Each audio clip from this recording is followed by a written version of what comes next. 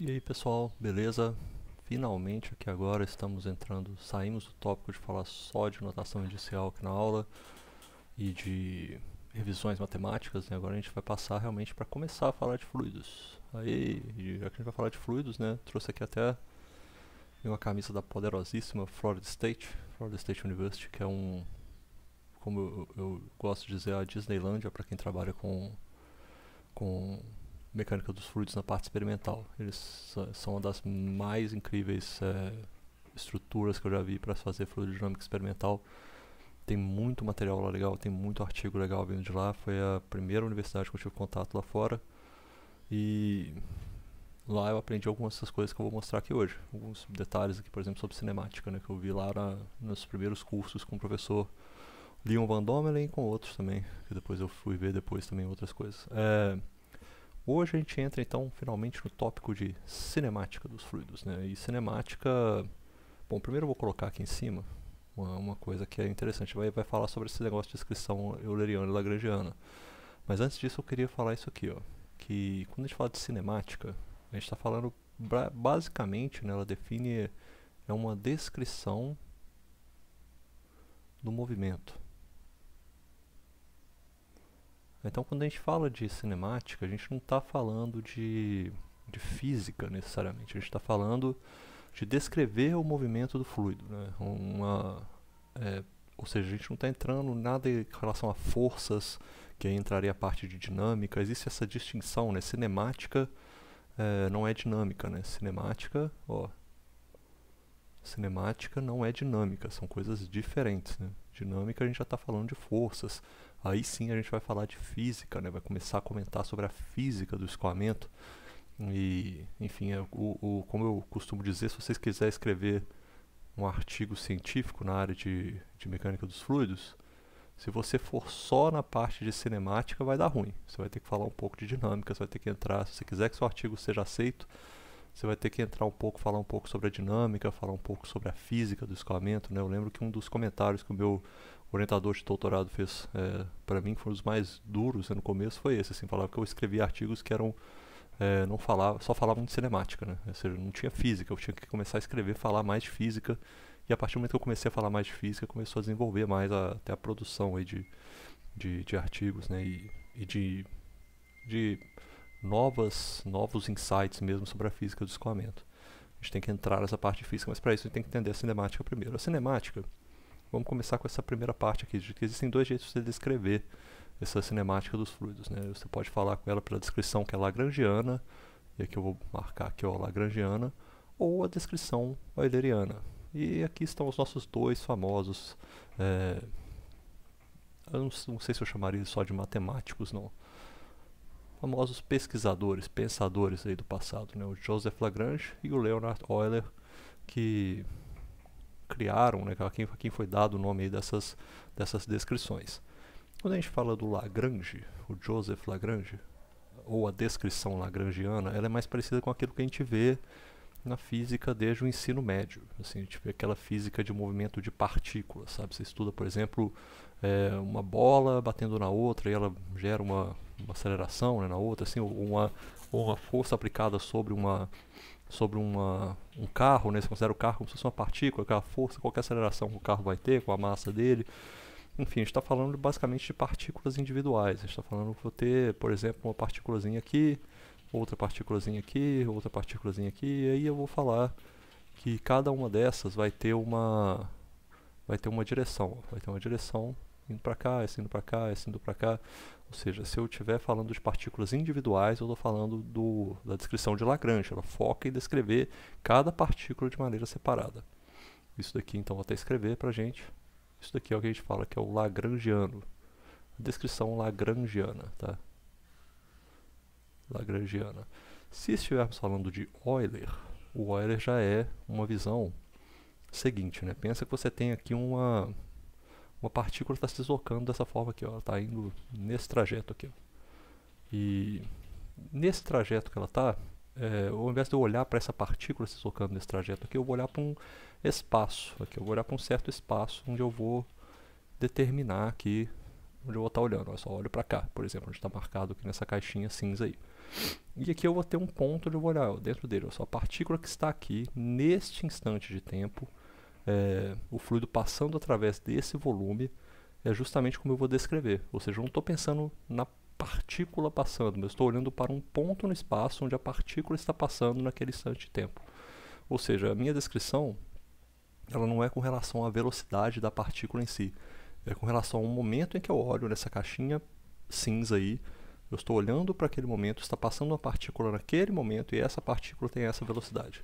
É isso, então a minha velocidade aqui agora, se a minha velocidade aqui em cima era a velocidade da partícula, ou seja, eu tenho um direcional aqui que é a velocidade da partícula, né? Eu tenho o vetor, eu tenho a magnitude é a direção de cada uma dessas partículas. Eu tenho a partícula 1, eu tenho a partícula 2, olha só, eu tenho a partícula 2 aqui, eu tenho a partícula 3, cada um deles vai ser um vetor. Aqui não, aqui eu olho para um pedacinho de volume e eu falo, ó, nesse volume aqui eu tenho as minhas partículas passando nesse volume, elas têm esta velocidade.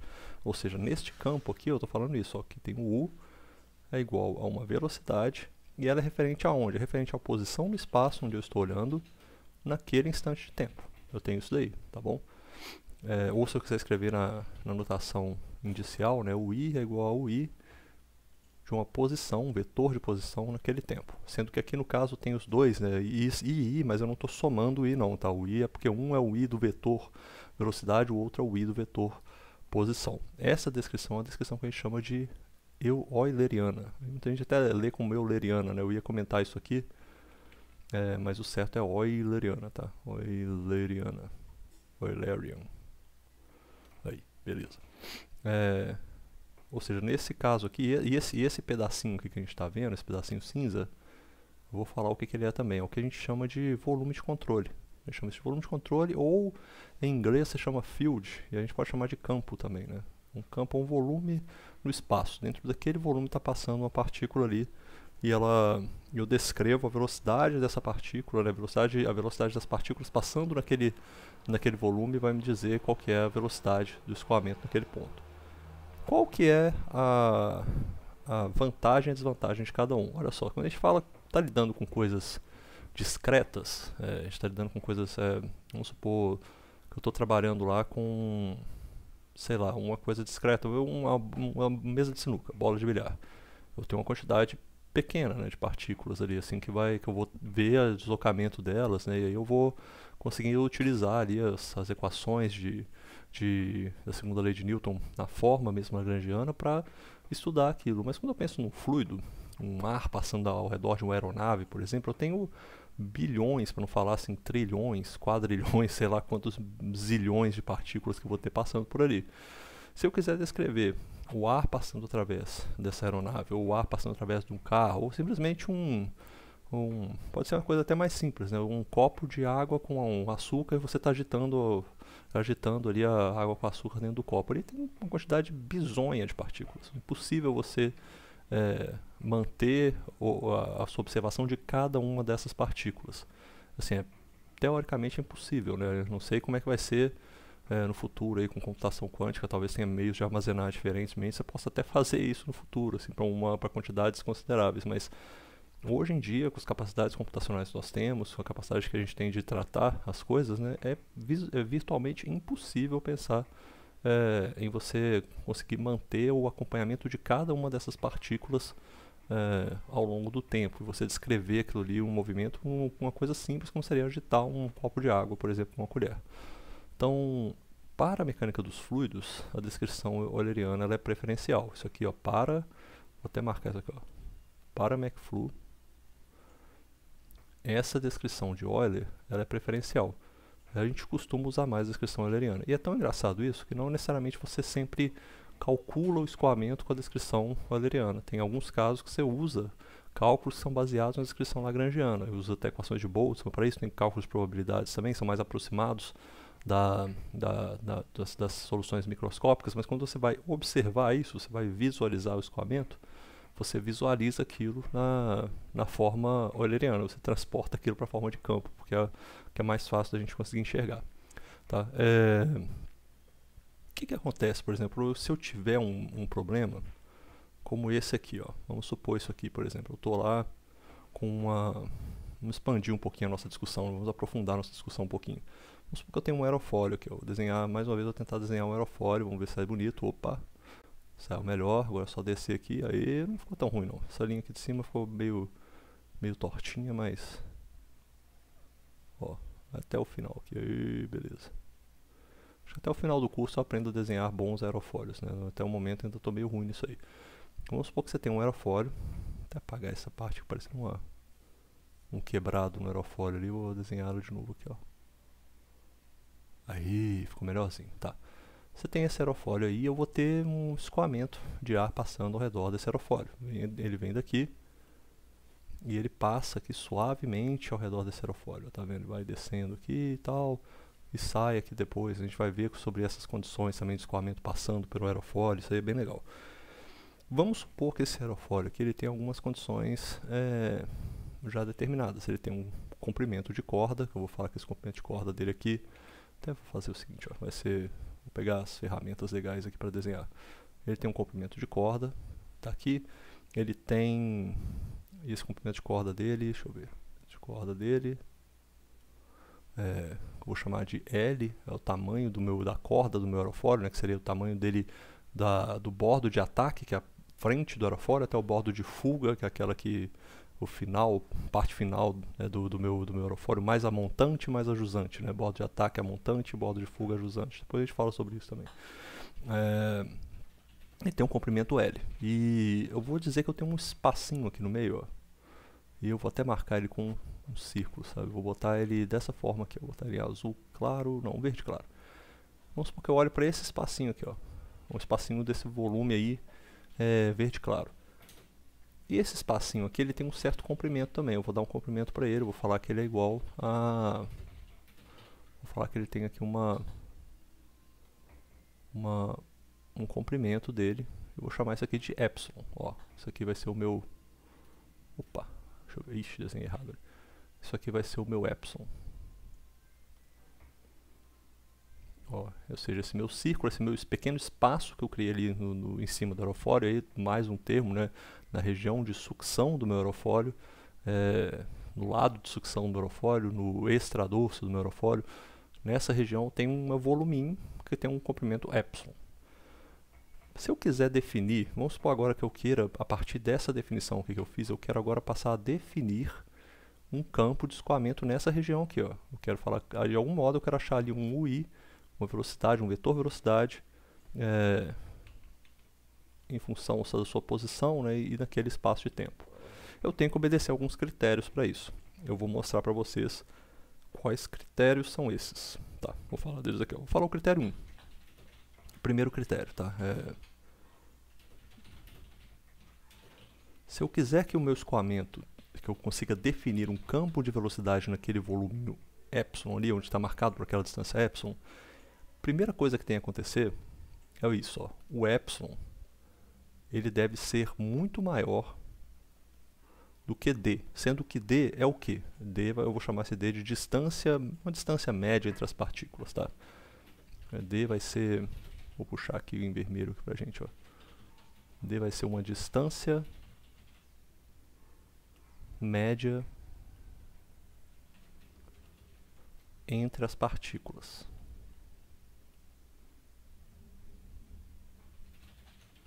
Essa é uma distância média entre as partículas. Esse é o primeiro critério que tem que ser obedecido. Se eu tenho lá um monte de... Vamos supor que eu tenho aqui uma quantidade de partículas. Vou até fazer dessa forma. Então eu tenho um monte de partículas aqui, ó. Um monte de partículazinha. Suponha que elas sejam todas iguais, tá? Todas mais ou menos do mesmo tamanho aqui. Tem seus formatos diferentes. Tá? Eu estou fazendo um monte de partículazinha aqui. Elas têm seus deslocamentos, né? Ó, tem um monte de partículazinha aqui.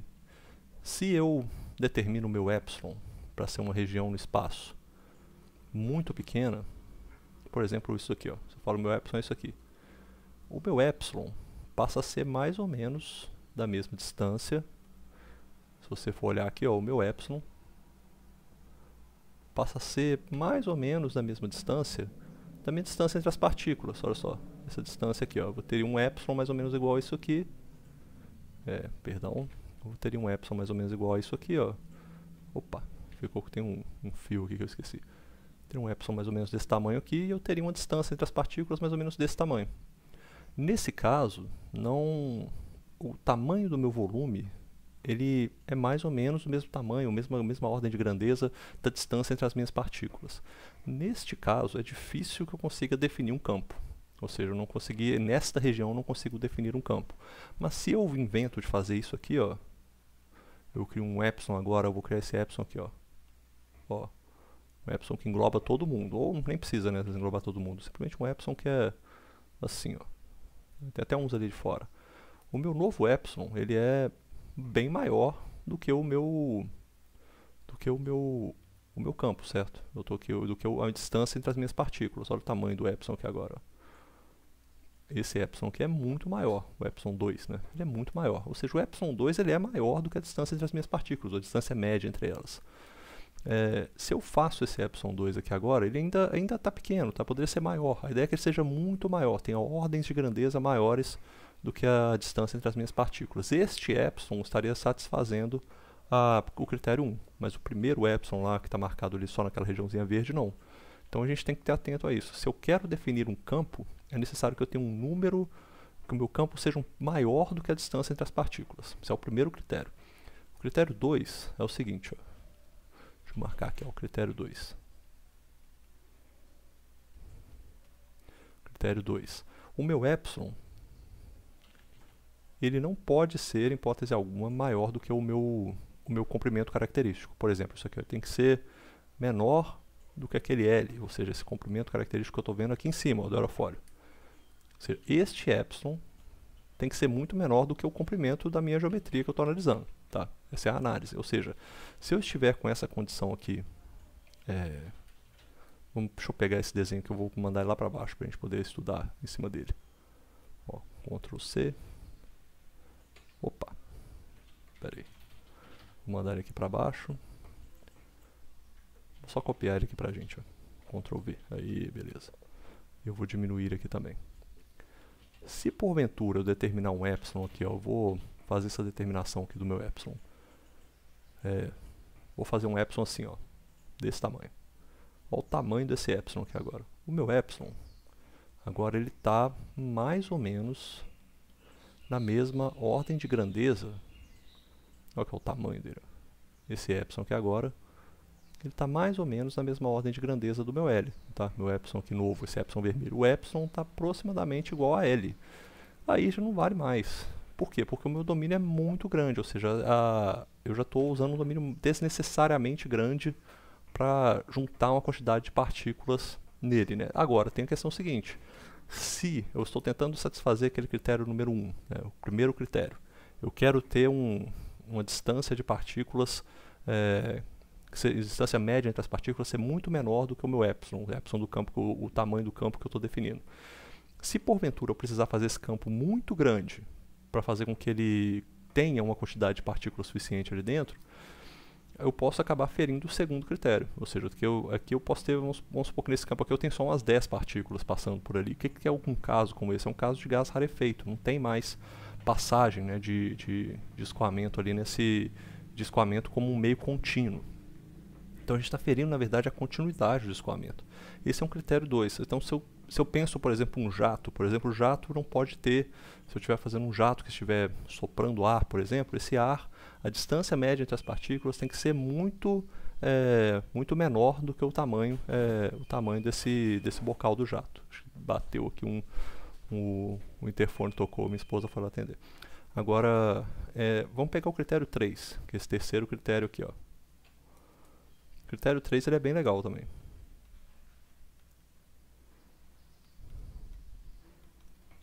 O critério 3 ele diz o seguinte, que epsilon... o critério 3 é um critério que eu acho mais interessante a gente botar ele como um exemplo. Esse foi o exemplo que o professor Leon Van Domelen passou quando eu estava na aula. Eu achei muito interessante. Vamos supor que você tem isso aqui, ó. Você tem um bocal de um jato aqui em cima. Você tem um outro bocal de um outro jato aqui embaixo. Esse jato aqui ele vai soprar um fluido aqui para baixo. Está soprando um fluido e esse jato aqui vai soprar outro fluido. Tá? Sopra um outro fluido aqui. E eles vão se cruzar em alguma hora. Tá? Beleza? Vamos supor que eles saem assim, dessa forma aí. E eles vão se cruzar em algum momento. Aqui embaixo eu tenho um fluido que vai estar com as suas as suas partículas aqui se movendo, né? Estão indo para cá, estão indo para cá, estão indo para cá, estão indo para cá, estão indo para cá, para cá. E aqui em cima você vai ter o outro jato, né? Vai estar descendo as partículas todas aqui. Elas vão estar atravessando, né?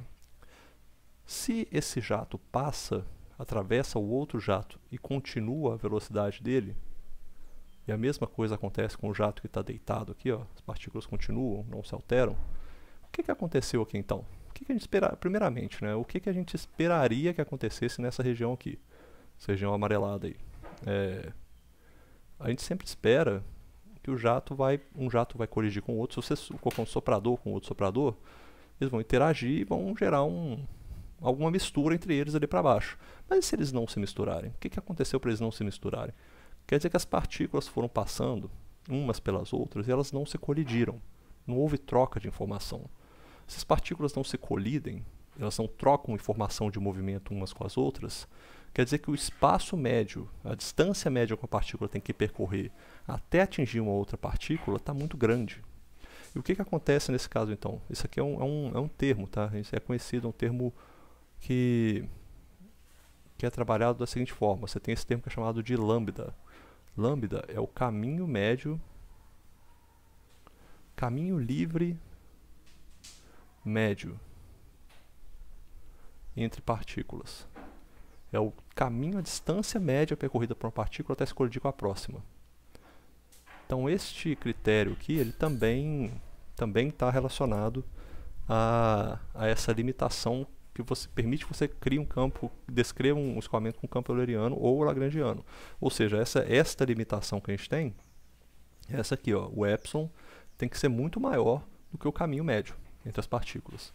Ou seja, eu tenho que permitir que o meu epsilon tenha número suficiente de colisões de partículas para que eles troquem informações.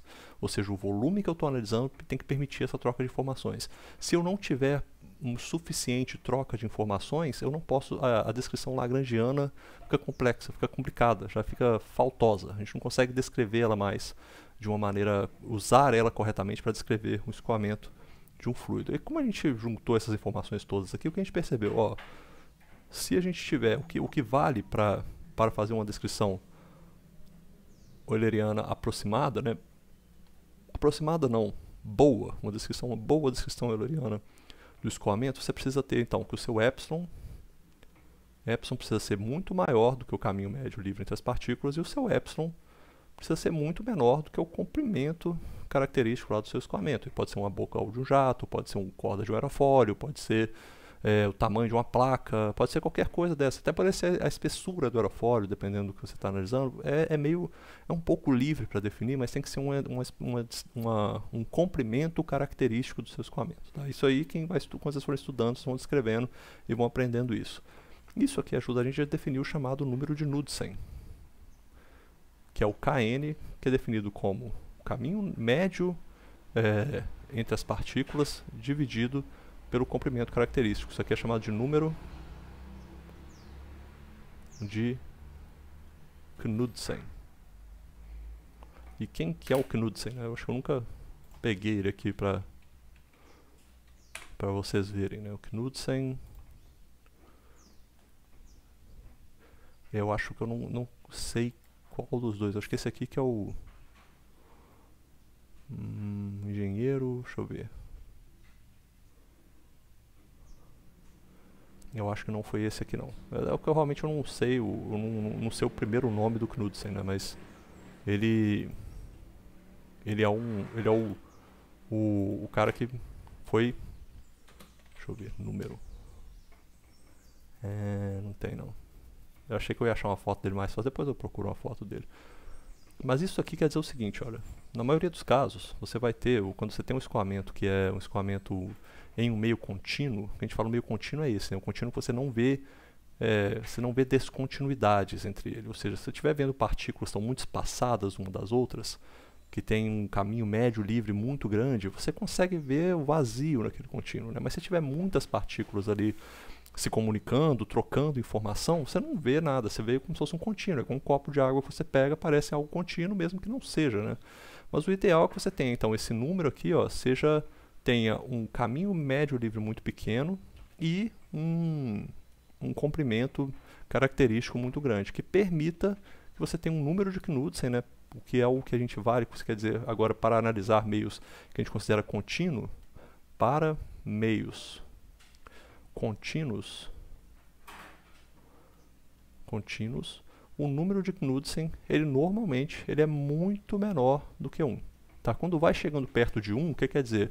Quer dizer que você tem o caminho médio que a partícula está atravessando para colidir com a outra, começa a ser mais ou menos o tamanho do aerofólio que você está analisando, do tamanho do bocal do jato, ou seja, você tem ali uma partículazinha, ela teria que atravessar o bocal do jato inteiro para colidir com a outra, aí você tem um número de Knudsen aproximadamente igual a 1. Isso é muito, muito rarefeito. Falta partículas ali mesmo para que elas troquem informação e gerem a característica de um meio contínuo. Existem muitos trabalhos que tentam descrever a física de uma maneira contínua a partir de dados rarefeitos, assim, usar esses critérios usados para meios contínuos, como a gente caracteriza, por exemplo, pressão, a gente caracteriza densidade, a gente caracteriza temperatura. Tudo isso é uma abstração contínua de algo que é discreto, porque na realidade as partículas é que estão ali trocando informação. Velocidade, por exemplo, de um campo, né, de um campo de escoamento, também é algo contínuo que a gente vê, mas na verdade é discreto, né? As partículas que estão se movimentando, existe uma velocidade macroscópica grande, mas na verdade, essas coisas que a gente define são todas abstrações. Elas são abstrações da realidade, que é tudo ali relacionado ao movimento de partículas. Quando a gente não pode fazer essa abstração, ainda tem gente que tenta forçar essa abstração de alguma forma. Fala, olha, mesmo que a gente tenha, sei lá, um número de Knudsen próximo a 1, ou seja, você tem um caminho médio livre de partículas muito grande, né, do tamanho do seu comprimento característico do seu problema, ainda tem gente que tenta olhar para ali e falar qual seria a densidade nesse caso, qual seria a pressão. Na verdade, esses conceitos ficam meio vazios, né? Porque são conceitos que são fundamentados na física de um meio contínuo. Quando a gente fala de meios muito rarefeitos, muito discretos, a gente não consegue usar isso mais. Mas é comum que se use, tá? Essa física de meios contínuos para fazer, inclusive, análises, né? Deixa eu pegar aqui para vocês. Vou ver se eu acho aqui uns artigos, quer ver? Ó, um que é bem interessante deixa eu ver, eu vou pegar DSMC, eita, eu acabei apertando a tecla errada aqui, DSMC, tá, eu vou mostrar esse aqui, por exemplo, olha só. Esse aqui é um artigo que saiu no Journal of Fluid Mechanics, né, que é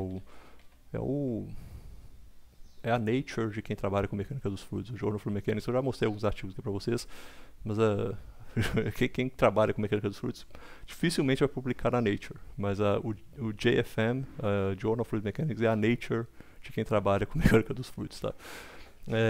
Então você tem alguns casos, por exemplo, você tem alguns tipos de física que você vai estudar que podem ser melhor descritas se você usa métodos que se aproximam mais da descrição lagrangiana. Não é que eles vão fazer a descrição lagrangiana, eles usam uma aproximação também. Você vai criar partículas, vai fazer essas ou parcels, né, como são chamados, às vezes é um meio com várias partículas que você considera ali no meio, e faz esse tipo de análise. Esse caso aqui é um desses, nós estamos simulando escoamento de oxigênio sobre um cone duplo, usando simulação direta de Monte Carlo, que é uma simulação muito próxima da simulação que seria feita usando Lagrangiano. Por exemplo, se você tiver um meio com um número de Knudsen muito alto, pode ser maior do que 1 às vezes, aí essa simulação direta de Monte Carlo ela realmente vai convergir para ser o método Lagrangiano. Mas se você tiver um meio que não é tão com um número de Knudsen um pouquinho mais baixo, né, menor do que 1, mas aproximadamente 0.1, 0.01, aí